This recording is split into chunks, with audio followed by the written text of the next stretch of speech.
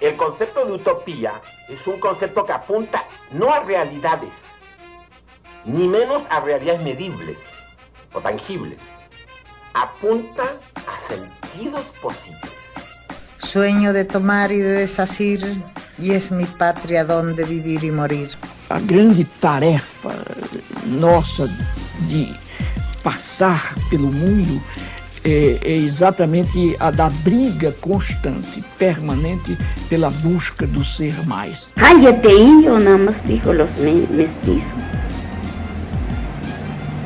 Por eso ahí poco a poco me empezó a organizar la gente.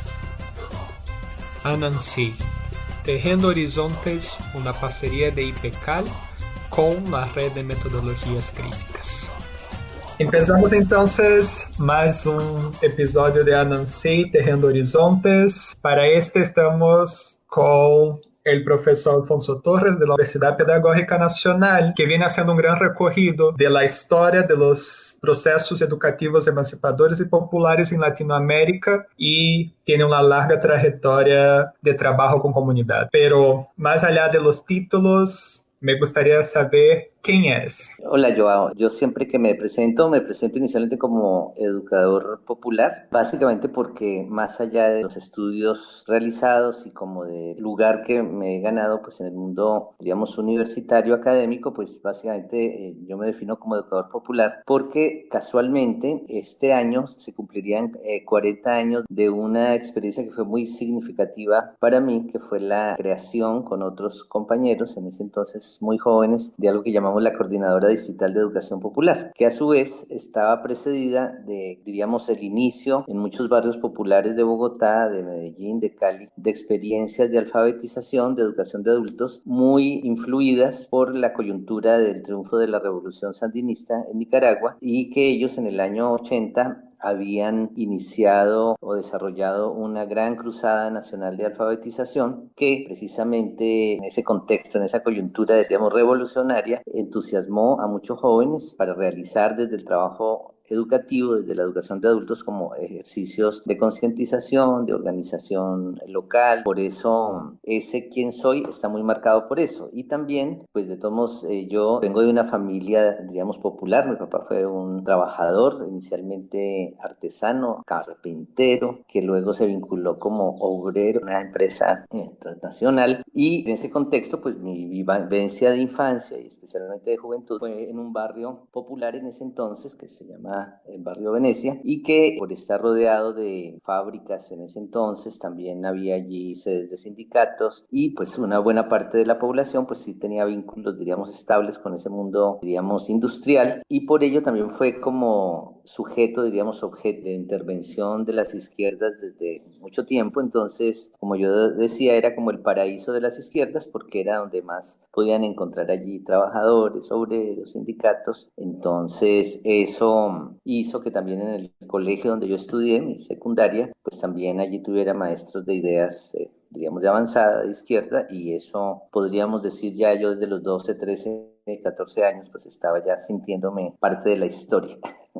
Tú te sitúas como educador popular y al final sitúa el piecito en la izquierda, ¿no? Entonces, en ese momento ya, digamos, que ha cumplido, creo que ya son 50 años, que cumplió el año pasado, de la pedagogía del oprimido, ¿no? Que hoy en día existe múltiples interpretaciones de Paulo Freire, y desde cómo lo interpreta la UNESCO hasta los procesos barriales. Para ti, ¿qué es la educación popular y por qué la vigencia de seguir reivindicándose bajo ese nombre de educador popular? La educación popular para mí es una concepción pedagógica, pero que a su vez es un movimiento educativo y una corriente, digamos, también de pensamiento emancipador, que se caracteriza básicamente por reconocer que la educación es un escenario también de las luchas sociales, que Freire precisamente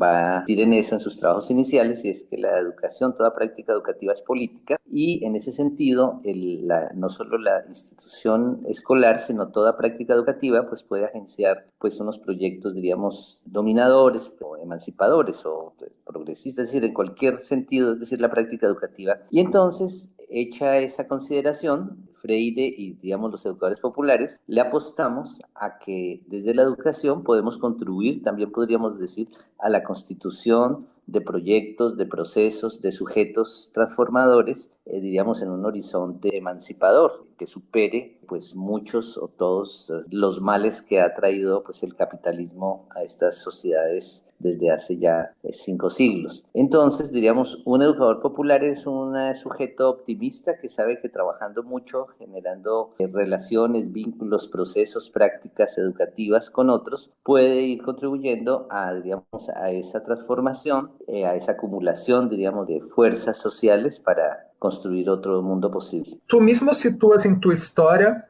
esa relación entre la alfabetización influenciada por la revolución de Nicaragua, los procesos de industrialización y la ampliación de la clase obrera en Latinoamérica y efectivamente los principios de la educación popular estavam nesse marco, ¿no? A partir de uma demanda, de um desplazamento del campo hacia as cidades, a alfabetização se volve uma questão relevante que genera a possibilidade de sectores críticos como Paulo Freire intervenirem nesse contexto e proponer um horizonte de emancipação. Em esse novo mundo, mais allá de la alfabetización, otras cuestiones entran en disputa, otros saberes entran en disputa en términos de las necesidades del mundo del trabajo. ¿Cómo crees que los educadores populares deben inserirse en esos problemas? Claro, es evidente que con la educación popular, igual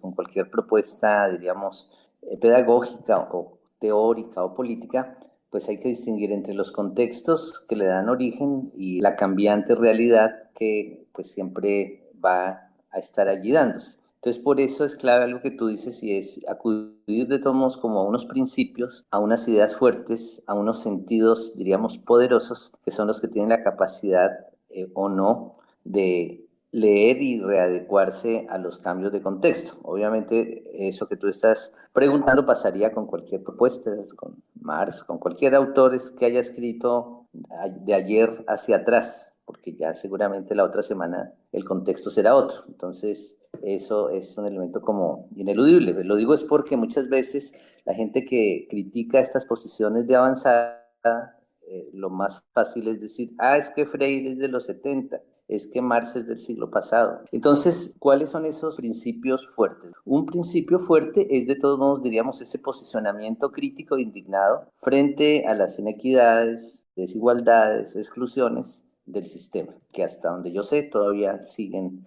existiendo y siguen recreándose. Obviamente los contextos varían, claro, no el énfasis ese de los años 70 centrado en la explotación como categoría muy fuerte, las cartillas que hacíamos, todo estaba muy en función de la explotación. Hoy, como está demostrado con la cuarentena del coronavirus, el capitalismo puede seguir funcionando en buena medida, no solamente desde la explotación del trabajo asalariado, sino desde múltiples formas de dominación del trabajo material o intelectual, y a la vez, pues ya esa cadena y red infinita de sistemas de dominación que están en todo lado. Entonces, por tanto, un rasgo de la educación popular es estar permanentemente actualizando esas relaciones, esas situaciones de injusticia que están visiblemente marcadas, por ejemplo, por la visibilización de las dominaciones patriarcales, coloniales. Y dos, otro rasgo clave, que es un principio, es esa apuesta que diríamos, por horizontes emancipadores, cuyo contenido también va variando históricamente. Hace 50 años nadie dudaba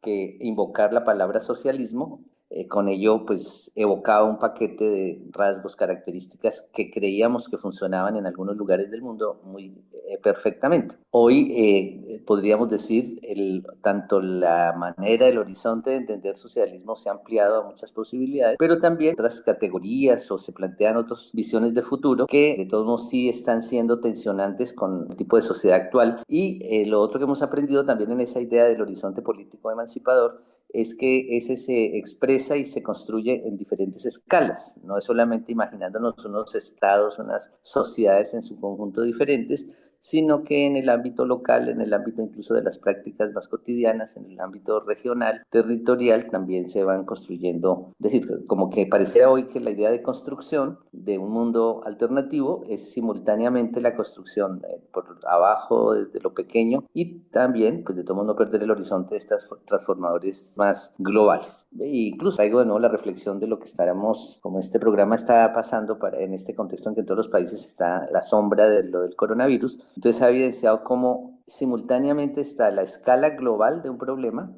pero también en buena medida parte de la solución y parte de la resistencia también que se puede hacer desde el ámbito más local, incluso personal. Entonces, ves, es como un buen ejemplo de que estas dos cosas están conectadas, lo micro y lo macro simultáneamente. Otro rasgo que es clave y principio de la educación popular, que es lo que incluso hace que nosotros reivindiquemos desde la educación popular, igual que desde otras prácticas como la teología de la liberación, la asociación participativa, el teatro del oprimido, consideramos que queremos contribuir a la formación, a la constitución de los sujetos, diríamos, de transformación histórica, es decir, también cada vez entendidos de una manera cada vez más plural. Es decir, lo que hace popular la educación es que piensa de que estas transformaciones no van a venir de arriba, de algún gran mandatario, de algún partido, el sujeto de transformación es precisamente ese conjunto de actores hoy excluidos, oprimidos, explotados, lo que queramos decir. Entonces, allí es como un rasgo que ha caracterizado la educación popular y es estar allí siempre permanentemente con las mujeres, con los jóvenes, con los afros, allí donde hay, digamos, lucha, donde hay movimiento, donde hay construcción, allí. Es decir, eso nos hace un poco heterodoxos, porque incluso en el momento mismo en que nacía la educación popular, y al pobre Freire le tocó precisamente esos debates, al mismo Fals, pues la disputa, por ejemplo, entre las grandes corrientes de izquierda era si era el campesinado o el proletariado, o si era la vanguardia, o si era la retaguardia. Entonces, como que seguramente por el peso mismo del cristianismo también en sus orígenes, de esos movimientos, pues como que dentro de la educación popular estar allí donde los dominados están luchando, estar allí donde las mujeres, los jóvenes, antes de hacer los grandes marcos teóricos previos, es si la gente está luchando en torno a una demanda cultural, pues hay que estar allí potenciando esa demanda. Si la gente está luchando por una defensa de unos bienes comunes, por el agua, allí hay que estar, antes de mirar si eso se acomoda a un marco teórico o no. Es un principio muy fuerte de la educación popular, es que el trabajo educativo propiamente lo que busca es incidir, afectar eso que nos hace sujetos. Entonces, de todo eso es también muy semmelmaniano, porque yo me encuentro con Semmelman en esta búsqueda, y es que en el curso inicial de Freire, el énfasis estaba en la conciencia, pero incluso era interesante porque una idea amplia de conciencia, que era más inspirada en la fenomenología, que era como la apropiación del mundo, diríamos, desde lo humano, y la idea de concientización pasaba por el arte, pasaba por el baile, pasaba por todo lo que hiciera que uno se apropiara de esa realidad inmediata.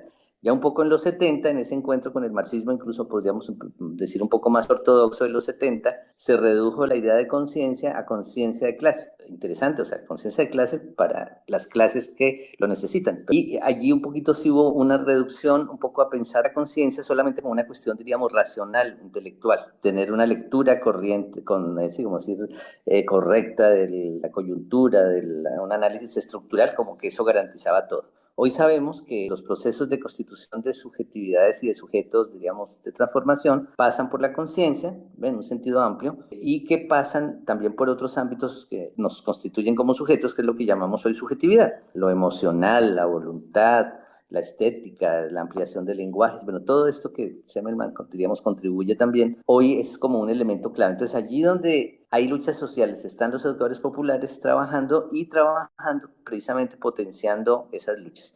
Hoy, diríamos, la educación popular también aprende de otras luchas, diríamos, de otras propuestas culturales, pedagógicas que provienen, por ejemplo, del feminismo, del ambientalismo, que ven cosas que no podíamos ver nosotros. Entonces allí el cuerpo aparece, allí aparece las dimensiones, digamos, ecológicas. Bueno, entonces ese rasgo es muy clave, es decir, trabajar sobre la subjetividad. La educación popular también ha tenido como un rasgo el de producir permanentemente propuestas metodológicas, didácticas, pedagógicas, coherentes con todo lo anterior que he dicho. Es decir, entonces en Freire el diálogo se volvió una categoría no solamente como metodológica, sino especialmente pedagógica en la medida en que atraviesa la práctica educativa misma. En 70 viene todos estos aportes de la idea de producción colectiva del conocimiento, luego viene todo el aporte del diálogo de saberes, del diálogo intercultural, del diálogo cultural. Dialogamos con el mismo Boaventura en su idea de ecología de saberes. Entonces, podríamos decir, la educación popular ha acumulado también un conjunto de criterios, principios y prácticas pedagógicas que son también, diríamos, un legado que ofrecemos a otras prácticas emancipadoras. Entonces, esos principios están ahí y tienen la capacidad de adecuarse a los contextos siempre. Es decir, por lo menos hasta donde hemos conocido históricamente. Claro, cada sujeto, cada colectivo de educadores populares, pues de todos modos tiende culturalmente natural a las inercias. Es decir, si yo llevo haciendo educación popular hace 4 décadas y mi núcleo fuerte de formación fue hace 3 décadas, pues eso hace que mi mirada tienda a ser más clásica y vea cosas que no ven las personas que están haciendo educación popular desde hace 20 años, o quienes hoy, por ejemplo, muchos jóvenes que, seguramente el caso tuyo, hace 5, 8, 10 años, o sea, máximo hace una década están en estos procesos, tienen mucho que aportar desde estas nuevas subjetividades y también, diríamos, mucho que aprender en el diálogo intergeneracional. Hoy eso se ha vuelto un elemento muy fuerte en el campo de la educación popular, el diálogo intergeneracional, porque existe como si una nueva oleada de niñas, de niños, de jóvenes interesados y iniciando prácticas de educación popular que quieren también recoger, recreando obviamente, renovando, dejando atrás lo que no sea útil, esta experiencia de los que llevamos buena parte de nuestra vida en esto. Tú citas Orlando Falsborda, que también es un gran referente en sus trabajos, ¿no? Que principalmente en todo ese resgate que hiciste recientemente de la investigación militante. Y me llamó la atención cómo cierras hablando de ese diálogo intergeneracional. Te quería proponer un diálogo de eso que es lo siguiente. Parece que estamos pasando por un nuevo periodo histórico en el cual la euforia del fin de las dictaduras del Cono Sur y de los acuerdos de paz de los 90 está agotándose en términos de formulación y veo una tendencia justamente de esa nueva generación de investigadores volver justamente no al Paulo Freire del regreso del exilio, no al Falsborda, ya cuando ya estaba, por ejemplo, estableciendo diálogos con Fernando Henrique Cardoso en Brasil, pero sí a las obras fundacionales de esos pensamientos críticos en los 50, 70. Veo que eso tiene un poco que ver por el camino que principalmente a partir de los 90 y los años 2000 empieza a tener ciertas categorías como la participación, que deja de ser algo solamente de los procesos populares y pasa a ser, por ejemplo, algo que en el caso de Colombia hace las ONGs o los órganos de cooperación multilaterales, que crean un bar diciendo que es investigación-acción, acciones junto a la comunidad para realmente extraer de una manera más refinada los saberes de esa misma comunidad, ¿no? Tomando un poco esos panoramas, ¿cómo ves esas categorías que en los 60, 70 eran muy vigentes, del popular, de la militancia, del compromiso? ¿Cómo ves ese regreso al campo de disputa del conocimiento y del hacer en la educación? Claro, es muy clave tu pregunta y tu percepción que comparto. Es como una vuelta a la historia, pero obviamente en un nuevo contexto. Y no sobra recordar que en buena medida la obra inicial de Freire, de Fals, la teología de la liberación, de estas, diríamos, prácticas intelectuales y culturales que casualmente estaríamos como simbólicamente cerrando un ciclo de de medio siglo occidental, pero que para los mayas y para los aztecas los siglos como son de 52 años, diríamos estamos más o menos terminando un siglo de estas iniciativas. Ellas a su vez surgieron en reacción, en crítica y en alternativa al discurso hegemónico que se había impuesto desde, diríamos, los años 50, finales de los 40, los 50, que fue el desarrollismo, y que era como si toda una política para instaurar y una ideología para instaurar o ratificar la presencia del capitalismo en estos países de América Latina, y que implicaba, podríamos decir, todo un paquete completo en dimensiones, diríamos, gubernamentales, económicas, políticas, culturales, a su vez sustentado en un imaginario que era el imaginario del desarrollo, que aún sigue por ahí algunos utilizando. Es decir, era la idea de que estábamos subdesarrollados y que esto conjunto de medidas políticas, cambios, iban a traer el desarrollo, es decir, que íbamos a ser como ellos, como los países del norte, pero que en el fondo pues era básicamente una estrategia para incorporar subordinadamente la economía, la cultura de estos países a ese proyecto, diríamos, hegemónico capitalista. Entonces, uno, es interesante que estas propuestas todas surgen, de todos poniendo en evidencia el carácter, diríamos, en su momento la palabra imperialista, capitalista de esas propuestas y precisamente buscando alternativas en lo que también en su momento era lo más avanzado del pensamiento crítico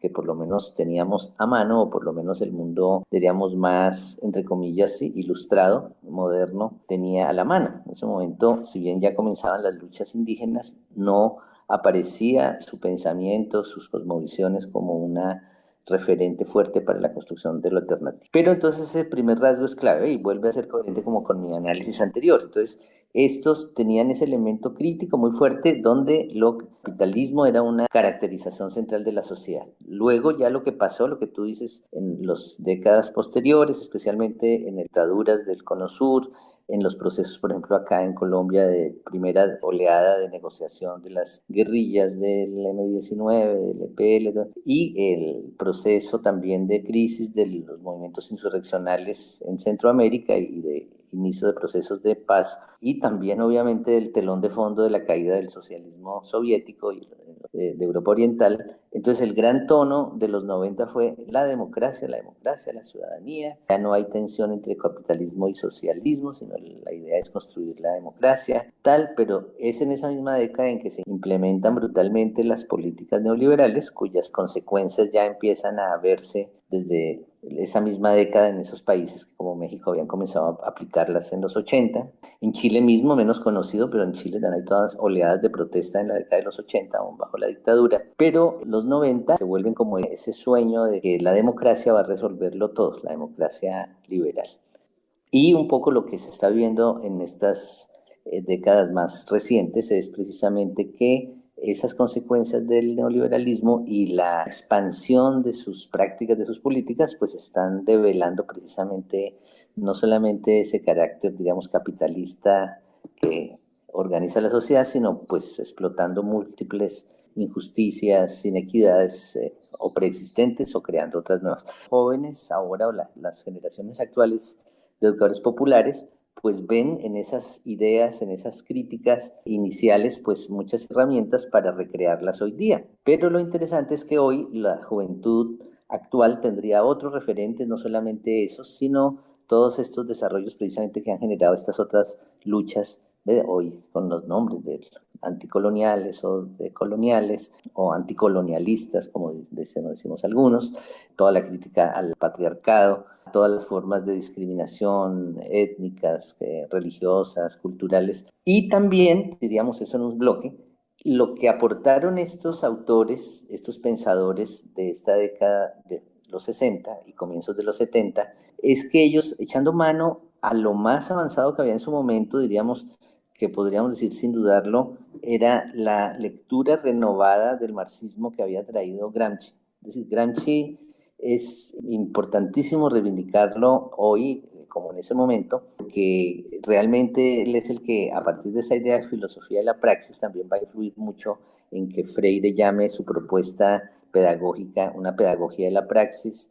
Fals llegase a hablar de una sociología de la praxis.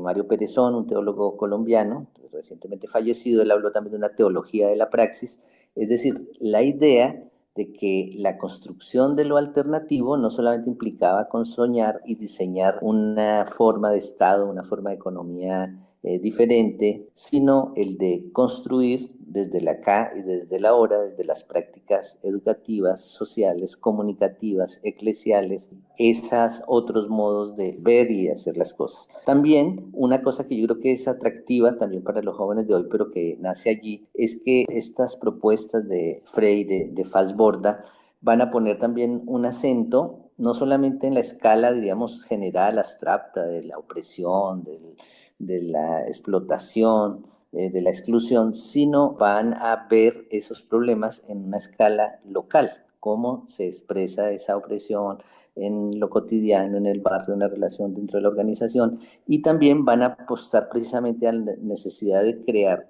y construir en esa escala micro, en esa escala, digamos, comunitaria, unos valores, unos vínculos, unas relaciones, modos de ser y de estar alternativos al capitalismo. Entonces, esa escala que incluso en su momento generó como cierto escepticismo para las miradas más ortodoxas de la izquierda, porque lo veían, claro, eso ahí como que todo ese peso del cristianismo, que en efecto lo había, de pensar esa dimensión, diríamos, que hoy llamaríamos humana, humanitaria, más allá y más acá de, por ejemplo, el discurso clasista. O sea, más allá y más acá es porque sin excluir el discurso clasista, reivindicar la humanidad pasa por muchas más cosas. Entonces creo que esto, por lo menos para el caso colombiano, es muy significativo para las generaciones de jóvenes que están en educación popular, que quieren contribuir a la transformación de este mundo, que están en contra, están indignados, que han sufrido en carne propia los rigores del capitalismo, pero que de pronto no se sienten a gusto dentro de una sigla, de un partido, de una ideología política en particular,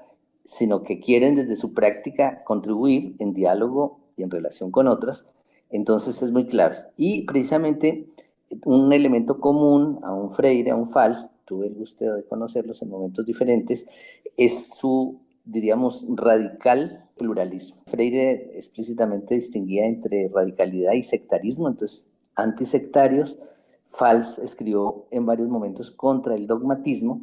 Entonces ese elemento, diríamos, antidogmático, antisectario, heterodoxo, es algo también que se hace atractivo para los jóvenes. Un joven libertario hoy le puede sonar cercano a sus creencias, a sus convicciones, a un Freire, a un Fals, que eran en buena medida unos libertarios raizales criollos, que a una propuesta así que de pronto tiene ciertos toques más digamos, autoritarios, más de verticales. Entonces, toda esa pregunta para mí es muy clave porque hace falta incluso estudios y mucha conversación precisamente intergeneracional de saber por qué hoy esas ideas, esos planteamientos que ya tienen 50 años, siguen diciéndole a los jóvenes. Entonces yo siento eso, que la profundidad en la crítica, 2, la apertura y la pluralidad y, digamos, el carácter refrescante, diríamos, no ortodoxo,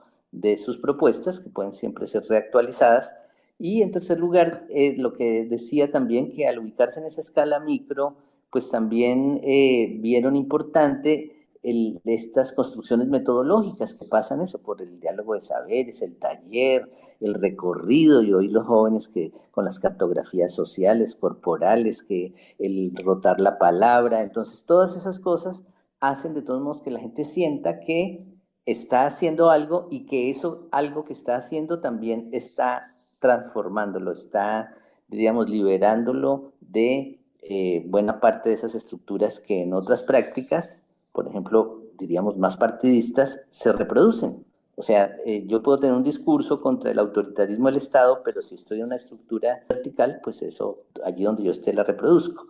Igualmente, con respecto a las relaciones de género o lo intercultural, es decir, estando uno en estas prácticas cotidianas, trabajando, construyendo, oyendo muchas voces, pues esos discursos generales se vuelven prácticas. Entonces, eso siento que los jóvenes lo perciben y lo viven.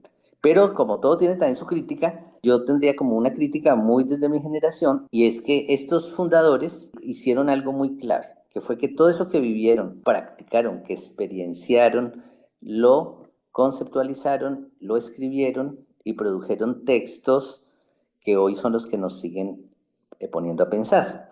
La generación intermedia como la mía recoge en parte esas, no todo el mundo, yo tengo una cantidad de gente de mi generación que hizo cosas maravillosas, pero que precisamente no tuvo el tiempo, la posibilidad, el lugar de recogerlas, de escribirlas,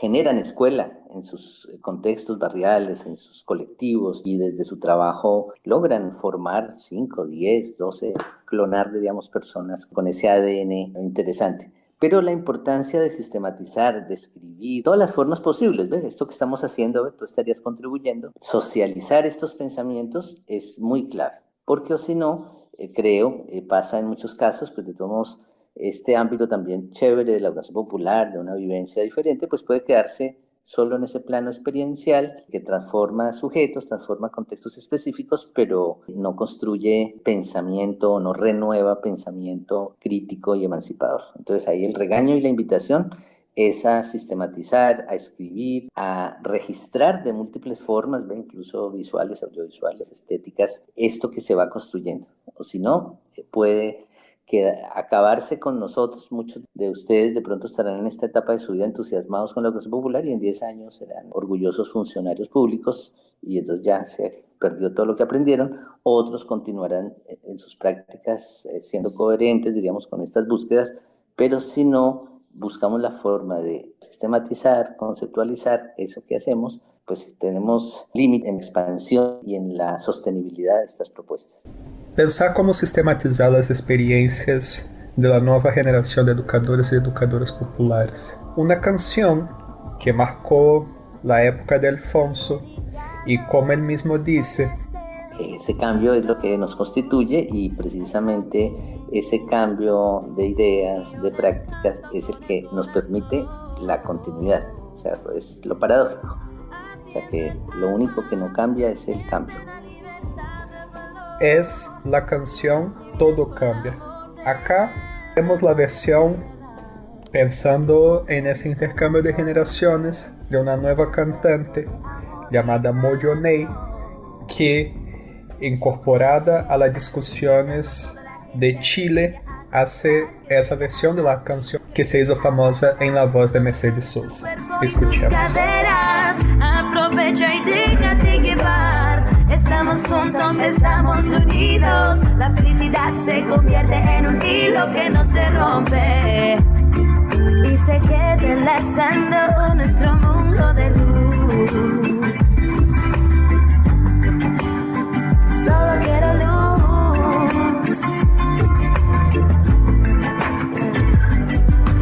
Cambia lo superficial hoy, cambia también lo profundo. Cambia el modo de pensar, cambia todo en este mundo. Cambia el clima con los años, cambia el pastor su rebaño. Así como todo cambia y que yo cambie no es extraño.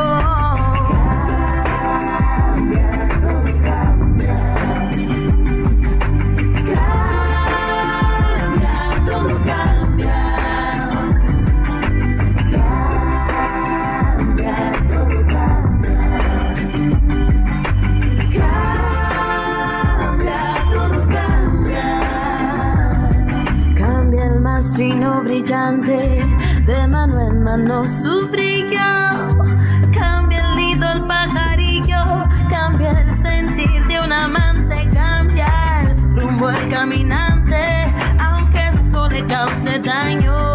Y así como todo cambia, y que yo cambie no es extraño. Cambia, todo cambia.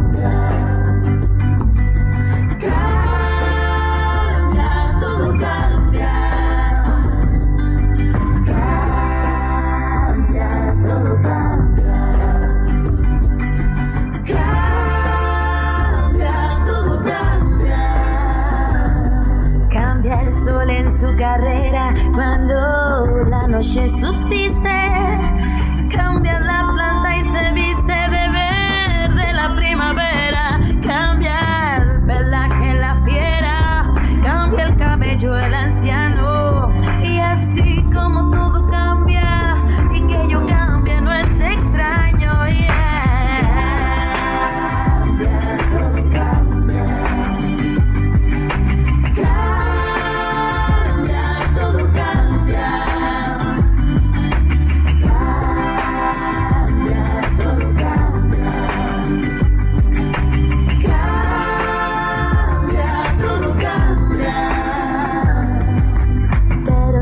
cambia mi amor por más lejos que me encuentre, ni el recuerdo ni el dolor de mi pueblo, de mi gente. Y lo que cambió ayer tendrá que cambiar mañana, así como cambio yo en esta tierra lejana.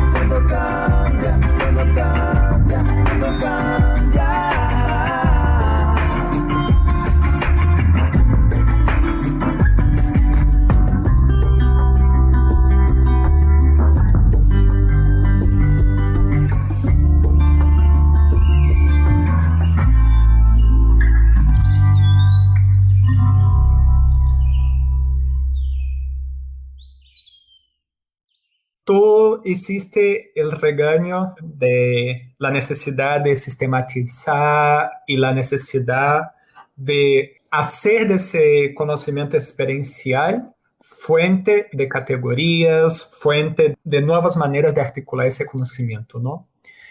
Desde su experiencia como educador popular, porque eso podría llevar a, qué sé yo, para contextualizar mi pregunta, que bastaría tal vez publicar un artículo en una revista bien ranqueada, o sería simplemente hacer algunos tipos de acciones que son acciones que nos demandan a los que están dentro de universidades, ¿no?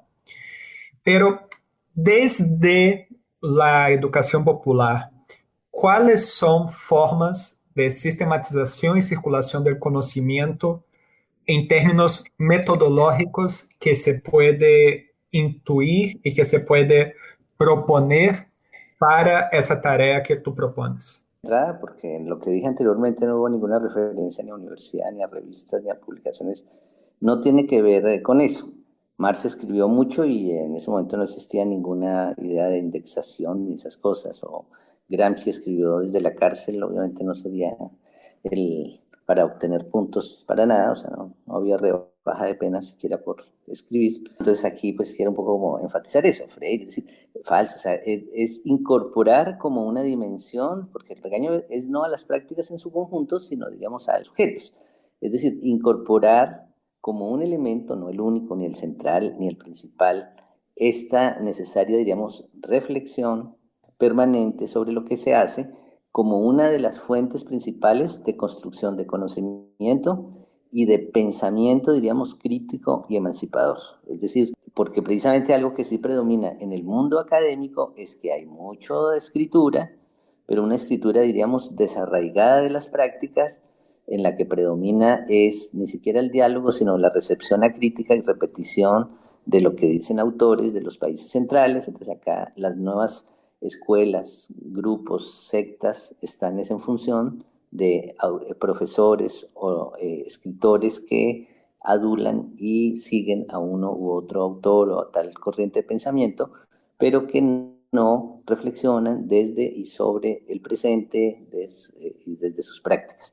Entonces ahí la gran invitación es a eso, o sea, es decir, no estoy diciendo que es que eso sea ahora lo que sustituye, no, están las prácticas educativas que a mi juicio están muy interesantes, muy creativas, muy arraigadas en los contextos, muy reconocedoras de la pluralidad de sujetos, de temas. Hay una gran cantidad de experiencias, por ejemplo, aquí una cosa que destaco, por ejemplo, en Colombia, pero sé que también en Argentina, todo un conjunto de educadores trabajando la educación popular desde el fútbol, desde la creación de escuelas de fútbol popular, desde la organización de campeonatos, clubes, desde otro sentido, es decir, tomando un tema tan sensible para nuestras culturas populares como es el fútbol. Entonces allí seguramente lo que pasa no es tanto una aplicación de Freire o de la educación popular, sino una creación de realidad que requiere, diríamos, apropiación crítica de esa realidad y producción de conocimiento y pensamiento. Es decir, allí lo de sistematizar y escribir no es como que sea un fin en sí mismo, sino como una manera, es decir, de expresar esos procesos, diríamos, de recuperación, reflexión, análisis crítico y, como te decía, hay que atreverse a decirlo, producción de conocimiento y de pensamiento crítico y alternativo, que siempre en diálogo con el acumulado previo, pero siempre con la posibilidad de que cada contexto, cada realidad, cada coyuntura requiere pensamiento propio, ¿no? O sea, eso de qué hacer hoy es una pregunta que se resuelve no buscando el autor que dijo eso, sino respondiendo en cada contexto a esa pregunta. Entonces ese es el sentido, ¿no? O sea, es como decir una dimensión que hay veces se descuida o se delega, ¿no? Se delega a unos que se cree que tienen especiales virtudes para la escritura y no. Entonces por eso es que estas metodologías, también la herencia de Fals es muy clave. Es posible también producir conocimiento sistemático con la gente o cualquier gente que esté en prácticas de transformación, también puede producir conocimiento sobre lo que hace y pensamiento sobre los sentidos que orientan ese quehacer. Básicamente eso. ¿Cuáles son tus sueños?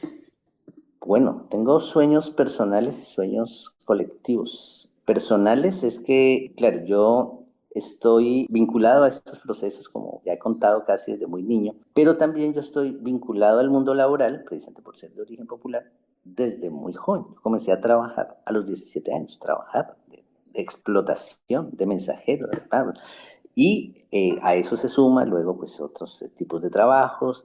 Luego fui profesor de educación secundaria 5 años y llevo en la universidad como casi 35 años. O sea, si suman, eso la cuenta es muy larga. Entonces ya hay cierto cansancio con ese trabajo más enajenante, aunque pues, yo tengo como el privilegio al ser profesor universitario, de hacer como algo que me gusta, que es enseñar, investigar la mayoría de las veces en los temas y los tiempos que me interesan.